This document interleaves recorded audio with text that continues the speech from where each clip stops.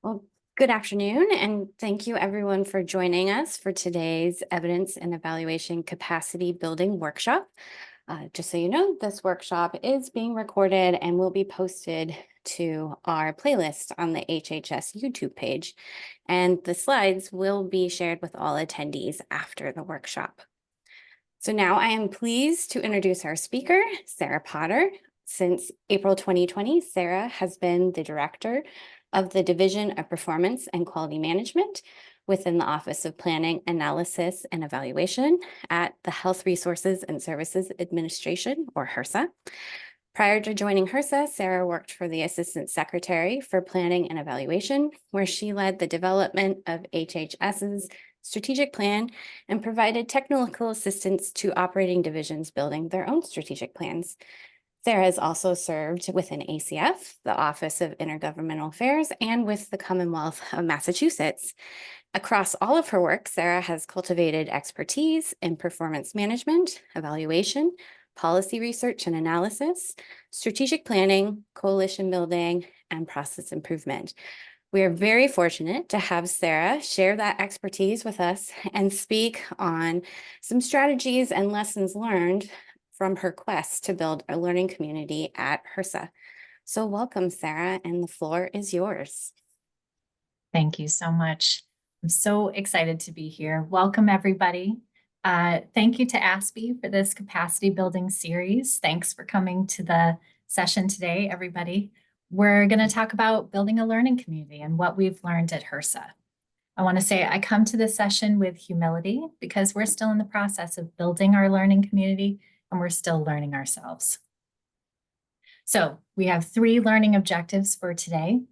My aim is that after participating in this session, attendees should be able to explain the importance of trust building, psychological safety, and collaborative intention, understand the activities HRSA is implementing to build a learning community, and know how to select your own strategies to build a learning community, prioritizing approaches that best align with your context, your culture, and your needs. So here's my bio. You've already heard the Cliff Notes version. Basically, I've had really different types of jobs at the federal, state, and local level over the last 35 years. And basically, the common thread in all the positions I've held is that for good work to happen, people need to work together. I've been really lucky to work with amazing colleagues across all of my jobs. A lot of the amazing colleagues I've worked with are on this call today, and I want to capitalize on your knowledge and expertise. So let's establish some ground rules for the session. First, we're all learners, we're all teachers. Even though I'm presenting today, I don't have the monopoly on ideas or insights. I love to learn from other people like you. And to that end, I want to encourage you to share your insights during this session. I love the opportunity to think about this work in new ways. Please do build on the learning today, add to each other's ideas. Please do ask questions if you have questions. If I don't have the answer handy, I'll get back to you. Chances are if you have a question, other people do as well. So if you have questions after the session, please don't hesitate to reach out to me. My email address is going to be on the last slide. And lastly, I want to challenge you to set an intention to try one new thing as a result of this session. So maybe you hear something new that you want to try. Maybe you want to start your next meeting with ground rules. Whatever it is, I want you to help me make this next hour worth it for you by finding one takeaway that you put it into practice. Selfishly, later, I'd love to hear what you did try. So let's dive in. All right, understanding how we built a learning community at HRSA means we have to understand our work and our culture. HRSA supports equitable healthcare for the nation's highest need communities, including people with low incomes, people with HIV, pregnant people, children, parents, rural communities, transplant patients, and the health workforce. So, for example, we served 31.2 million people in health centers last year and more than 560,000 people with HIV. In FY 2023, HRSA awarded more than 90% of its $14.3 billion budget in grants to improve and expand healthcare services for underserved people. So HRSA's mission priority is service delivery. How can we serve as many people as possible with our budget? In that context, it could be tempting to think that investing in evidence building isn't important, that those funds would be better used delivering services. But HRSA serves high-need communities, and they deserve high-quality healthcare. Achieving the HRSA mission to improve health outcomes and achieve health equity requires that we not just administer our programs, but that we build and use evidence to strengthen our programs. So it's not about just getting money out the door fast, right? It's about getting it out the door wisely. So if we just fund programs or award grants without building or using evidence, all we're doing is preserving the status quo, not improving outcomes, and the people we serve deserve better. So the Evidence Act. The Evidence Act has a lot of guidance, a lot of requirements to prepare evaluation policies and learning agendas and evaluation plans. And it would be easy just to comply, especially because it's not HRSA's primary mission to build and use evidence, but to deliver services. But what if we thought about the intentions and purpose behind the Evidence Act? What if it weren't just a paper exercise? What if building and using evidence were a strategy to help us deliver services and achieve our mission? So we have great programs now, but how could we leverage evidence to make them even stronger, to help people have better health outcomes, or to even serve more people? Creating a learning community at HRSA, we thought, would help us develop connections with like-minded staff who are dedicated to building and using evidence to help HRSA better achieve the mission. First, we had to find them, understand their strengths and challenges, and figure out how to support them. All right, so we're going to start with a poll. A colleague of mine told me we always need to start with definitions because we're the federal government. What do you think makes a learning community?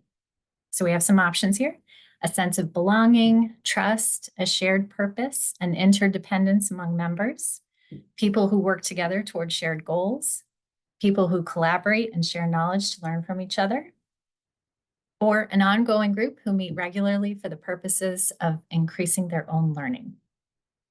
So I am going to give folks a sec to respond. Well, they're still putting in their responses. We're Great. about 68%. Good, we have a thoughtful group. That's great. Looks like it's evened out. Oh, no, Excellent. a new wave. Okay. Excellent. Folks have re-engaged. Benita, I see you might have my talking points in front of you. All Shall right. we share the Yes. results? Excellent. So I see a range of responses here. People who collaborate and share knowledge to learn from each other being our most liked option here. But the answer is all of the above. It's whatever you want it to be and more. So let's see what that actually means. All right, but we're going to do another poll first. So based on those broad definitions, the all of the above definitions, do you have a learning community? And if so, what stage is your learning community in? So the options are: haven't built one yet, just starting out, not fully mature, but we're getting there, or mature. And if there are options I haven't anticipated here, please do feel free to. This is a little bit less text heavy of a poll, so I'm hoping we get some responses quickly. We're at about 60% right now. Still Great. trending upwards a bit.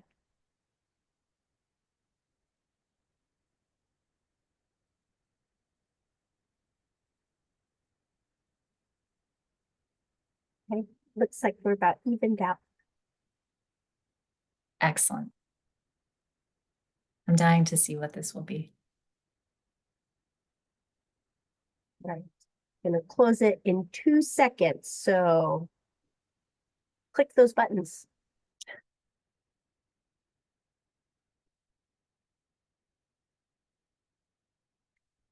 Oh, excellent. So 42% of you haven't built one yet, and 18% are just starting out. This is great. Never too late to start. And 4% are mature. Wonderful. Please do enter into chat. Hold me accountable if there are ideas or thoughts that I haven't covered today or that you have. I'm very anxious to hear what you have to say. Thank you. Thank you for responding to the poll, everybody. All right, so when ASPE invited us to do this, they told us they'd been receiving a lot of questions about building a learning community. They wanted something similar to a How I Built This workshop. How did we build and strengthen our learning community at HRSA? So we've done it in about 5 steps. I want to acknowledge that the division that I work in, the Division of Performance and Quality Management, is relatively new. The Office of Planning, Analysis, and Evaluation reorganized in 2021. Our office used to be primarily responsible for performance measures in the budget, but our newly formed division's portfolio still included that, but also included quality management, leading the administration of the Grantee Satisfaction Survey, and supporting implementation of the Evidence Act. So in the fall of 2021, we were directed to go implement the Evidence Act. How do you even start? So we started by engaging our colleagues across HRSA in a new group, the HRSA Evidence and Evaluation Council. Named by HRSA leadership, about 40 to 50 staff from across HRSA are involved in this group. When we first convened the council is make sure it was a safe space. We wanted to support staff who build and use evidence to advance HRSA's mission. We launched the council to have 3 primary functions, which you see on this slide, acknowledging that not everyone's in the same starting point when it comes to building and using evidence. So we wanted to elevate best practices. We wanted to build and strengthen the capacity to use evidence and identify and address shared challenges. And so in order to be successful with these 3 functions, we realized that we had to listen. We were a newly formed office. We recognized there was a lot we didn't know. Our council members had been with HRSA for years and sometimes decades. We knew we shouldn't be setting the agenda. The agenda had to be established by our partners. So we scheduled time with staff, senior advisors, project officers, NOFO writers, staff who build evidence, branch chiefs, staff who use evidence, experienced staff, people who are new, and we asked them a ton of questions. We spoke with staff from 7 different bureaus and offices across HRSA. I think overall 25 listening sessions with 44 people, yielding about 18 hours of feedback. Our hope was to engage people at every stage of maturity in evidence building and build bridges, reveal shared areas of interest. We knew we couldn't be the experts here. So we asked questions about evidence building activities, how evidence was used, what was working well, what resources folks had, what barriers to evidence building existed, what was frustrating, what supports people would like to have. And then lastly, we asked what we weren't asking that people wanted us to know. I want to take a moment to acknowledge how important this step was, these human-to-human conversations. Our colleagues saw that our primary goal was to support their success. Our agenda was their agenda. And we were grateful at the level of honesty we experienced from our colleagues. These listening sessions required them to be pretty vulnerable, but we were explicit that we were approaching these conversations without judgment. We were learners ourselves. Our aim was to find opportunities to support our colleagues. So we recorded and transcribed these sessions, then we analyzed what we heard. And it will be no surprise to people here today that we didn't hear the same thing from everybody. There was a lot of diversity across and even within offices. We saw that a challenge for one bureau or office was a strength for another. And in our analysis, we lifted up best practices from our colleagues and elevated the shared challenges. We summarized and shared what we learned at a HRSA Evidence and Evaluation Council meeting, checking with our colleagues to see if we heard them correctly. We learned that staff had similar challenges. They wanted to build and use evidence, but didn't always have the resources. The priority was on service delivery, on funding grants, not necessarily on funding evaluations or hiring staff to conduct evaluations. We learned that staff wanted to improve data collection systems, improve the value and utility of data we collected. We learned that they wanted to better integrate evidence building into NOFOs and engage our grantees to strengthen their capacity to build and use evidence. And we also heard it was challenging to design evaluations that were right-sized to program needs, available resources, and timing. So we had to identify the root causes of all of these challenges. Our theory was that many of these challenges might have the same root cause. So if you address that root cause, you could resolve multiple challenges at once. And after we fleshed out what the problems were, we used the 5 whys technique to understand why the problem was happening. For each reason, we asked, why was that problem happening, until we got to the root cause. This was an important step because it helped us understand which root causes we could actually change and which were beyond our control. And it helped us prioritize those responses that were within our ability to control. So, for example, say you don't have a lot of internal capacity to conduct evaluations. Why is that? Maybe you're having a hard time hiring good program evaluators. Why is that? Maybe the people making the cert don't really have the qualifications you need. Why is that? Maybe you're using a general PD instead of one looking for specialized skills and experience. Well, why are you using a general PD? Maybe it's because the HR office doesn't understand the unique technical capabilities an evaluator needs to bring to the table. Okay, why doesn't HR understand our needs? Maybe they don't understand the requirements of the Evidence Act. And then finally, what can we do here? We can meet with HR and help them understand our needs, potential solutions. So that's what we did at HRSA for all of these problems to get to those root causes. It might take some time, but you're addressing that root cause. So the root causes we identified revealed that we needed to do some foundational work in infrastructure building before we could do anything else. We saw that we didn't have clear definitions of performance measurement or evaluation or evidence building. We saw a lack of confidence in the value of evaluation due to underwhelming returns on limited investments. We heard a lot about informal evaluations and how disappointing they were. And we learned that these informal evaluations didn't always align with standards of rigor, independence, or transparency. We also heard that staff didn't have a lot of time. Those who didn't always feel comfortable sharing that they might need help. So we saw some opportunities to address multiple root causes through some actions that we worked with the council to prioritize and execute. We built foundational resources like grants policy bulletins with definitions of performance and evaluations. We looked across the public and private sector to identify evidence building and evaluation competencies to share with the staff so that they knew what skills and experience to prioritize when hiring or contracting or training. We took the HHS evaluation policy and adjusted it for the HRSA context, issuing HRSA-specific evaluation guidelines. So regardless of the level of investment in evaluation, still met standards so we can be confident in the results. We developed learning sessions, which we call evaluation clinics, which we'll talk about later, to share information about priority topics and evidence building and evaluation. We also recognize that people don't always feel safe asking questions. So we built an online self-serve TA resource for staff, the HRSA Evidence and Learning Platform, to answer commonly asked questions. And we find that as a result of that resource, staff feel more comfortable reaching out to us because we strive to make it accessible, helpful, and non-judgmental. We also created communication mechanisms, including a seasonal newsletter on measurement and an internal listserv on evidence building and evaluation. I want to say here, there were a lot of other actions our community did not prioritize. Some things were outside our control. Some things required resources we didn't have. Some solutions proposed by one group were rejected by another group. That's okay.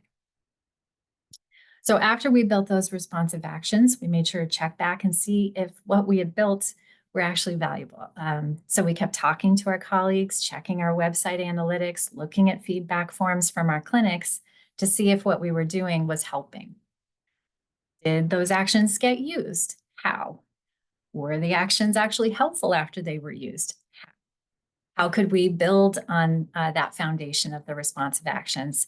And what actions should we abandon, tweak, or revise? So for example, we started work on revising the NOFO template to strengthen the sections on performance reporting and evaluation. But when we learned the department was initiating a huge update to the NOFO structure, we had to temporarily abandon that work and wait for the right time to revisit it. So altogether, this is what the process looks like.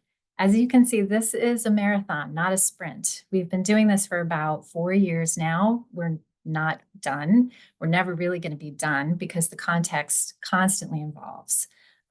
So we launched the effort back in 2021 with convening and listening sessions. In 2022, collaborating with colleagues to find those root causes and prioritize those high value responses, building those out. 2023, implementing many of those high value responses. And now in 2024, we're checking to see if those were actually of value. And I want to be clear, in 2024, we're still listening, still identifying root causes, still implementing high value solutions. So we're never going to be done with this cycle. We're constantly trying to learn and improve ourselves. So let's take a minute to talk about what the learning community looks like at HRSA. Somebody asked me to define it. So the way that we think about it is that the learning community includes HRSA colleagues who engage in listening sessions and provide feedback, people who receive our seasonal newsletter, people who sign up for our listserv, people who visit our self-serve resource, the HRSA Evidence and Learning Platform, people who come to our evaluation clinics, people who participate on the HRSA Evidence and Evaluation Council, and people who reach out to us for TA and support. So our learning community is not a membership organization or a club.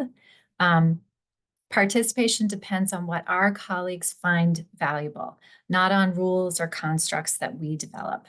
So in our experience, and I see a question in chat about the term high value responses, people vote with their feet. If something is valuable, they'll make a point to participate. And if not, you have a lot of free time on your hands. And so hands and feet aside, we find our work growing, not diminishing, as we work to support our colleagues who build and use evidence. So the value is really in the engagement that we get from our colleagues. So a couple of slides back, we talked about the responsive actions we developed to address root causes of common challenges. I'm going to go a little bit deeper into 3 of those actions to show how they support our learning community. So I'm going to talk about the HRSA Evidence and Learning Platform, evaluation clinics, and our council.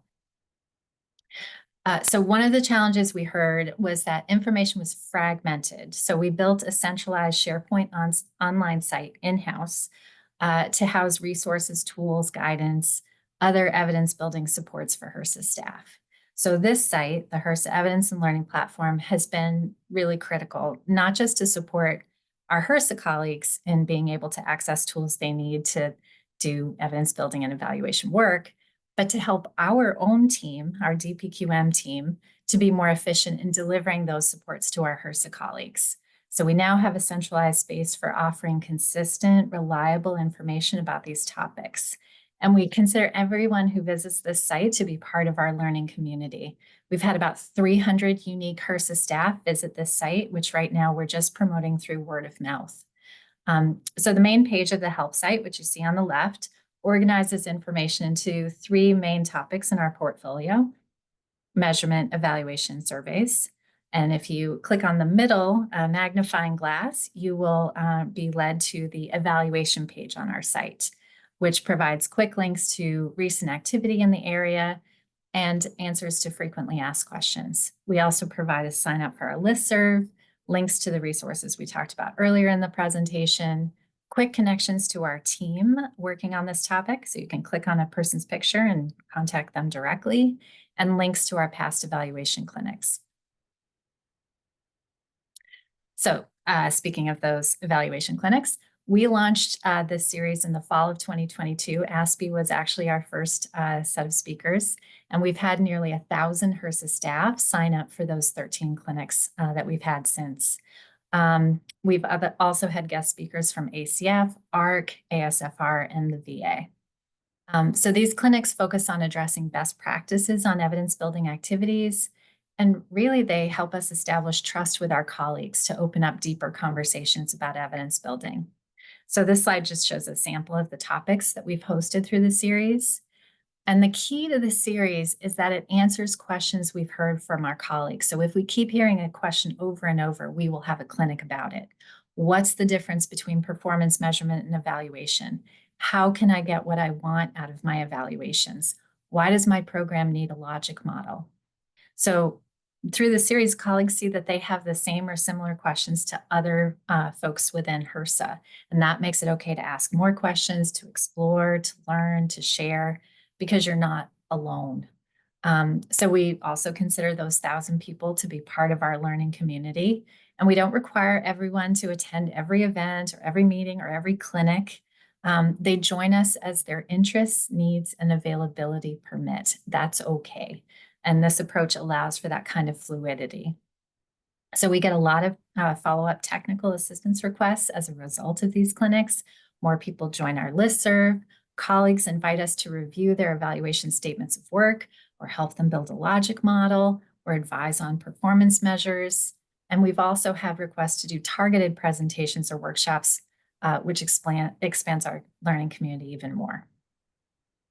Sarah, I think there might be a question. Chris, Oh, lovely. Chris, you had your hand raised. Would you like to come off mute and ask a question?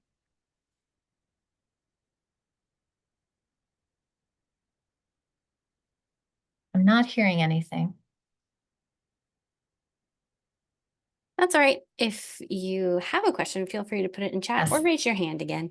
Please do. I have the chat in my peripheral vision, so I'm happy to answer any questions as they come through. Okay, so of course, our learning community includes the OG group of 40 to 50 people who comprise the HRSA Evidence and Evaluation Council. This year, though, we're trying something new with the council. So every quarter, we invite a group to come and speak to the council on a topic where they've had some success in some aspect of evidence building. We call these guest speakers conversation catalysts. So to be a guest conversation catalyst at the council, though, you can't have figured everything out. You don't have to have all the answers. You're invited to present on something you've innovated, some problem you've worked to address, but you still have questions that you want to pose to the group to see if they have ideas and if they've tried anything similar. And we did this because we had like 40 to 50 people on this council who were brilliant, but never got a chance to talk. There's always just announcements and a very canned approach. And so we wanted to make better use of all of our time to create that culture of learning, emphasize active participation, lift up best practices, discuss those shared challenges, and then really activate that evidence building community, so to recognize and engage each other, not just within the meetings, but outside as well. And then offer some insights into new HRSA-wide resources or tools that the council could develop, again, if those questions kept bubbling up. And so far, we've had 2 sessions this year, and the best compliment I've ever received is, I know at your meetings, I have to participate. I can't just check my email. So that was very nice to hear. All right, so you've gotten our approach and you might be tempted to log off. You've got the process, you're going to go implement. But if you'll indulge me for a few more slides, I want to spend a couple slides sharing what anchors our approach. Building community isn't just about having a series of listening sessions and synthesizing responses and prioritizing responsive approaches. Building community works when it's anchored in trust, psychological safety, and collaborative intention, those intangibles. And let's dive in and talk about it. So the first week anyone joins my team, we talk about these 3 concepts before we talk about any of the work. So trust reflects how willing a person is to give up some control or accept vulnerability related to another person or group. And when you're talking about building a learning community or strengthening a learning community or expanding how you use evidence to improve programs and improve outcomes, what you're really asking for is change. You're asking for something different from the status quo. And the thing is, people do the status quo for a reason. They're comfortable with it. They think it's sufficient. Change is risky, and asking someone to change can make them feel very vulnerable. And when there's a lack of trust, people might choose to resist any change you propose, or ignore you, avoid you, withhold, defend the status quo, complain, or attack, right? So it's a leap of faith to trust. And you have to earn it, you have to deserve it, and you have to prove that the change you're seeking is worth the risk. Luckily, there are constructs we can use to break down trust into its parts so that we can earn it.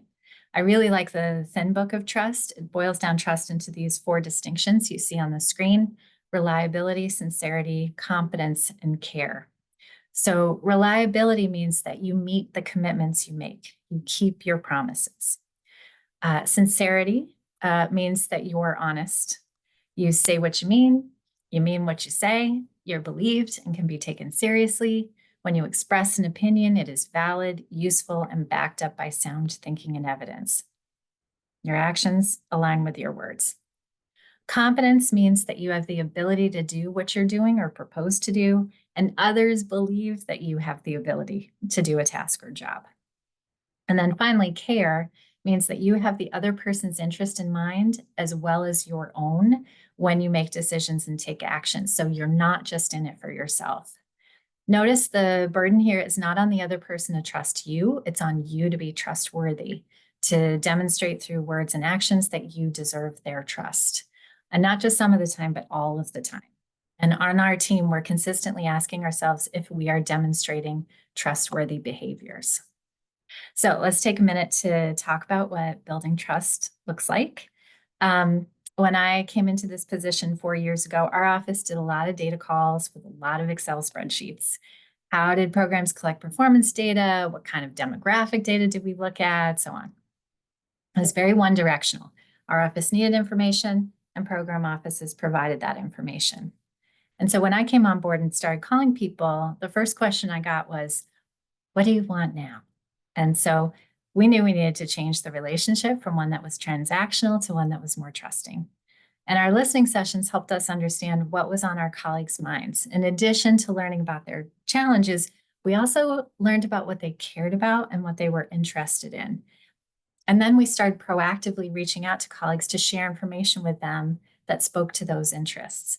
At first, we got a lot of strange looks. Our colleagues wondered what the ask was, what our secret demand was. And we shared that we didn't have an ask, that we knew they cared about something, and we ran across something related to that topic we thought they might like. And that was huge in building trust because it changed the dynamic from the transactional to the supportive and the collaborative. And we also scheduled lunches and coffee chats with our colleagues, not to advance an agenda, but just to build the relationship. And we learned so much through these informal chats about our colleagues' pets and kids and recent vacations, but also about what they cared about at work.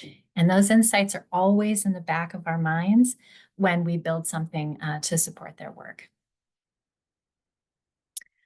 All right, so let's do a quick poll because I've been talking too much. We've all been in this situation, right? So your colleague, someone you know sort of well, but not really well, asks you to review a report they've written and you see it's missing important information. So how do you build trust? Here's some options I've seen. You don't review the report. You are just so busy. Or you say nothing, that's not your report, it's not your business. Or you enter a comment bubble into the document, pointing out the report is missing some info. Or you call your colleague to talk it through. Did they mean to exclude the info? Do they need a point of contact who can get them the info they need? All right, so what's the best way to build trust here? I'm hoping this is a quick response, Chrissy. I think we've evened out. I'll give you 2 more seconds if you would like Okay. to try to enter something into the poll. All right, here we go. Oh, you were all so good. Yes. The answer is D. It's about asking questions, offering support, demonstrating sincere interest in helping them to be successful, demonstrating care by providing options for them to strengthen the report, even though there's nothing in it for you, showing competence by giving them something useful to use in the report, and being reliable by actually reading the report and offering feedback instead of throwing it to the bottom of your inbox. It's hard, it takes time. All right, let's move on. So let's go a level deeper and talk about psychological safety. Without psychological safety, there can be no trust and vice versa. And so psychological safety is the belief that it's okay to take risks, to express ideas and concerns, speak up with questions, and admit mistakes, all without fear of negative consequences. So put another way, it's the belief that your environment is safe for interpersonal risk taking. Speaking back to the risk, right, from earlier in the session. So let's break that down. We can think of psychological safety across 4 pillars: inclusion safety, learner safety, collaboration safety, and challenge safety. So at baseline, we need to focus on creating inclusion safety. And that's a situation in which all people are valued, all people are treated fairly. You feel like your experience and ideas matter. You're inclusive of others, regardless of their title or position. And you openly contribute to the conversation, the project, or the task. So ask yourself, when you do a project, whose voices do you include? Whose voices do you listen to? Whose voices do you seek out? So no matter your length of service, 1 day or 35 years, no matter your role, intern, mid-career subject matter expert, or senior leader, or no matter your access to power, junior staff or supervisor or SES, you do have something to contribute to the conversation. Intentionally seeking out those diverse voices is key to inclusion safety. Learner safety means that it's safe to innovate, ask questions, experiment, learn from mistakes, and look for new opportunities. So one of the things we talk about on our team is the importance of asking questions, especially when we're given a task. And that tone at the top starts with me, right? Whether it's something for our leadership or providing TA to a colleague or building something internally, when we get questions, we want to figure out, what are people really asking? What's behind the questions? Why are we doing this task? What's the goal? What's the priority, right? Have we considered other options? How will the deliverable be used? Can we try something new and learn from it? And so we ask ourselves and our colleagues these questions to make it okay to probe and explore. And this helps us reveal opportunities to go above and beyond the original ask and provide more value. Collaboration safety means to engage in an unconstrained way, to interact with colleagues, seek mutual success, maintain open dialogue, and foster constructive debate. So for collaboration safety to exist, we need to first talk, share ideas, sometimes disagree, oftentimes to problem solve or find areas of agreement in new places. So one of the challenges you might encounter here is colleagues who are really nice and who are loath to tell you that any disagreement exists. So the way we get around this to support collaboration safety is we proactively ask, what are we getting wrong? What could we do better? What does success look like for you? And this enables us to address those disagreements and align goals across HRSA. Lastly, challenge safety means that it's okay to challenge the status quo, speak up, express ideas, identify challenges, and expose problems. On our team, we have a lot of strong voices, but we try to work with intention to pause and ask our quieter members what they think. Did we miss anything? Is there an idea or perspective we haven't thought of? What could go wrong? What are the barriers to getting our work done? And we reinforce this internally with our team's set of values. One of our core values is courage. The courage to speak up and to challenge is something that we don't just tolerate, but we encourage and celebrate. All right, so yes. There's a question in the chat Yes. about where would job safety go or fear of retaliation? Yes, so I am hoping that this slide, what a welcome break here. This slide will give us some tools about how to foster psychological safety in a safe way for you. So I'm hoping, Benita, if I haven't answered your question, hold me accountable after this slide and we can go a little deeper. So one of the ways that we do this is through active listening. And we try to use a few techniques to make it okay for our colleagues to share with us. We know we're asking them to be vulnerable, like that fear is going to come through, right? When we ask them to be curious about the success of their programs. And we know sometimes evidence has been used to punish people and programs in the past. We understand that fear. So in the quest for accountability, we sometimes forget that the reason we're building evidence is to learn and improve, right? To strengthen. We hear fear of failure a lot from our colleagues. And in our view, the worst thing is to be fearful about being curious. So we really work actively to create that safe space.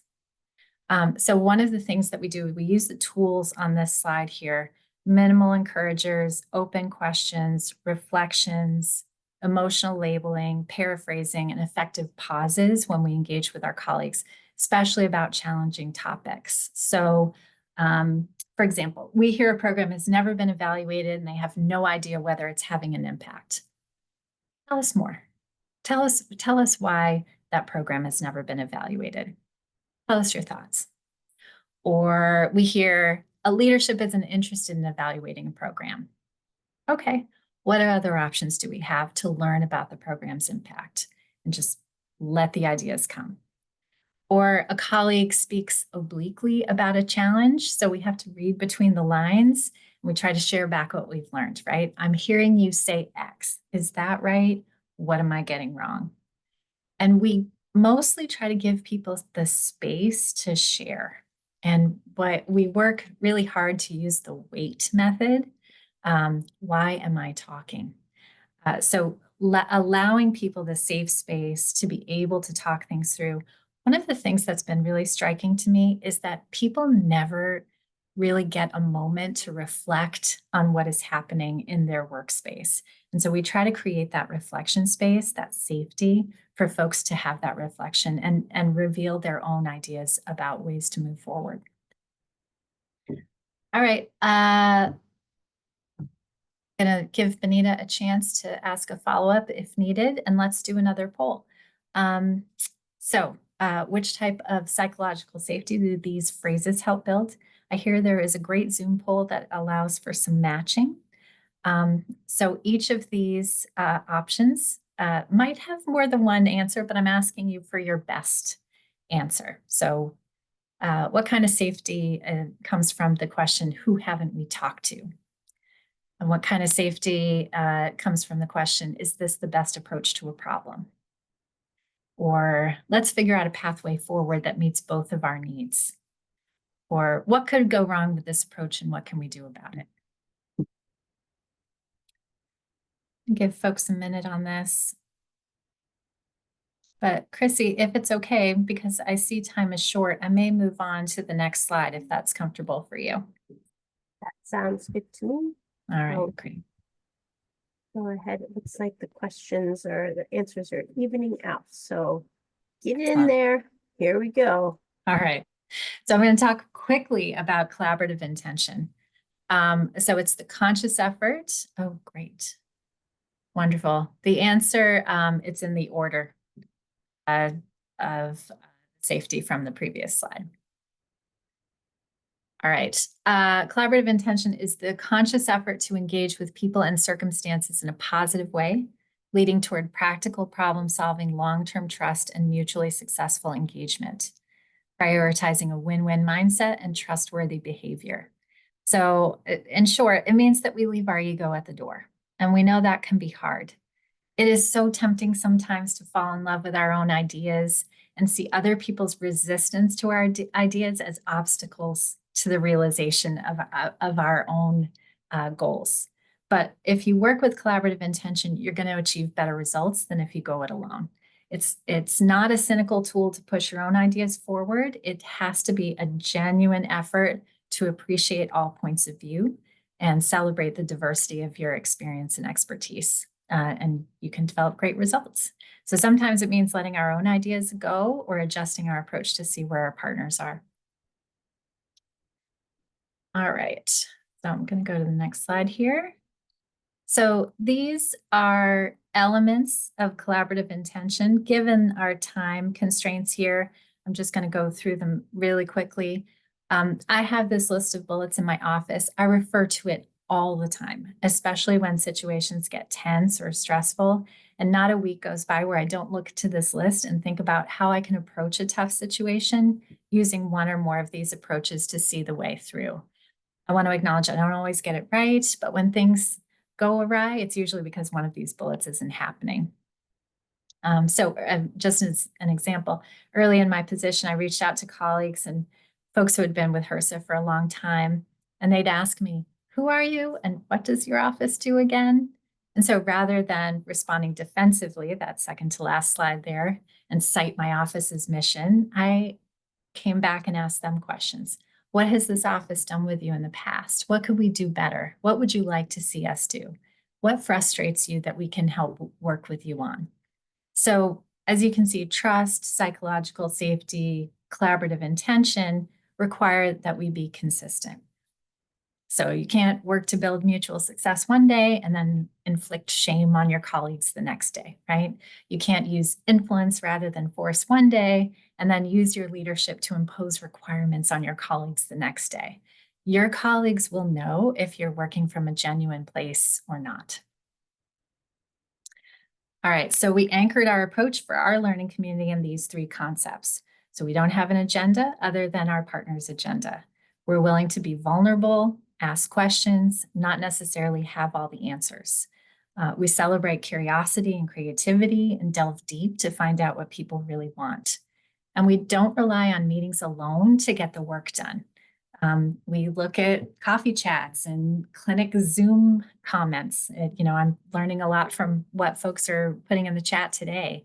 We loop back with colleagues who seem to have solved a problem, remove the needle, and invite them to share with the broader group. We're constantly looking for great ideas within HRSA. And notice this doesn't require that people actually be physically in the same room together. Just being a trusted colleague means your agenda is my agenda. Your interests are my interests. I want you to be successful. And so the key here is to be authentic in wanting to build trust, when wanting to establish psychological safety and operating with collaborative intention. And if you think about these approaches as transactional or a means to getting your community launched, I don't think you'll be very successful. So, sometimes my colleagues have accused me of being pretty kumbaya in the past. But I think as you saw from the first part of this session, these approaches, they support some pretty terrific work, some concrete, tangible results we wouldn't have gotten without these three elements. All right, so I'm going to move on to the closing, which I think we'll do in about 3 minutes. And then we're going to go into your questions because I really want to get to those. So building your own learning community, how do you replicate this? How do you do this within your Optiv? I didn't provide a single definition of learning community at the beginning. That was intentional. Our learning community is going to look different from your learning community. Our solutions may not be the same as yours. Think about what you're trying to build. I'm going to skip this poll, Chrissy, but I want folks to think about what you're building. Are you trying to build demand for building and using evidence? Do you want to build resources to support building and using evidence? Do you want to build capacity to build and use evidence? Do you want to build an infrastructure? Or do you want to build accountability? As you move forward with this next 5-step activity, think about what you're trying to build here. Build your questions accordingly. So first, listen. How are you building using evidence? What's working well? What's frustrating? Who else should we talk to? What are we not asking? Listening happens everywhere. Never stop listening. I'm listening when I'm in the cafeteria. I'm listening when I'm on these calls, right? Think about what's going on. Identify those shared challenges. See if there are any themes emerging. Share back the challenges you're hearing. Double check what you've heard. And I can't tell you how many times I've seen someone just exhale when I tell them you're not alone. Other people are experiencing this as well. Then identify your root causes. We love the 5 whys activity. Get to those core issues. What's really going on so you can address multiple challenges at once. Prioritize some responsive actions based on your customer's needs, right? We use a priority matrix to identify where our colleagues' priorities are, what is going to have the high value, the high impact, what's going to be worth your efforts, and then check in with folks. Activate those learning loops, talk to your partners, use feedback forms, use web analytics, analyze other feedback mechanisms, constantly hear back from your folks whether or not these responses are actually making a difference. So listen, build, execute, adjust, right? And just a cycle. All right.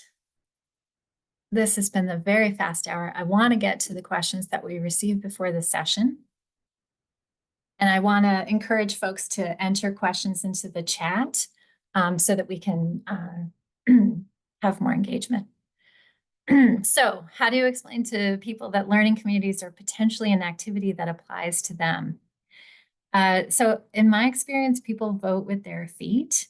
If you're not engaging your customer, right, the people that you want in your learning community, it could be that you're not using the language they recognize or topics they care about. So going back, listen. What do they want? Give them what they want, and they will join accordingly. About communities of practice. How do you sustain engagement with groups that are typically there to maybe absorb information, but not so much to share? This is, I love this question. So we recognize that not everybody's going to participate in the same way. Some folks may feel comfortable learning for a while before sharing themselves. Some folks may never feel comfortable. That's okay. Some people may only feel comfortable sharing in small groups. It's your job to be on the lookout for things that your learning community might be able to share back.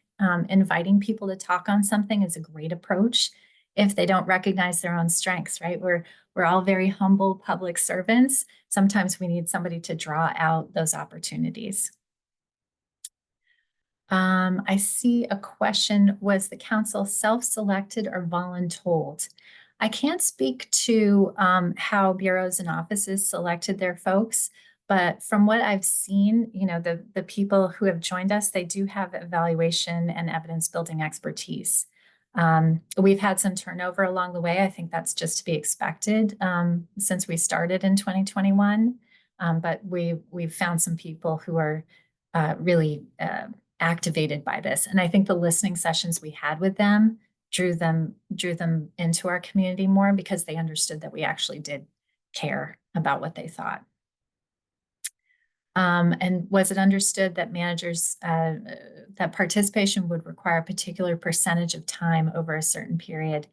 That percentage of time has changed over time. We've had quarterly meetings the whole way. Sometimes we have the work groups to identify the root causes. Sometimes we invite people to share on the clinics. My aim here is that every hour we ask somebody to spend with us is worth it. We have a quote that is the juice worth the squeeze, which we try to stick to pretty closely.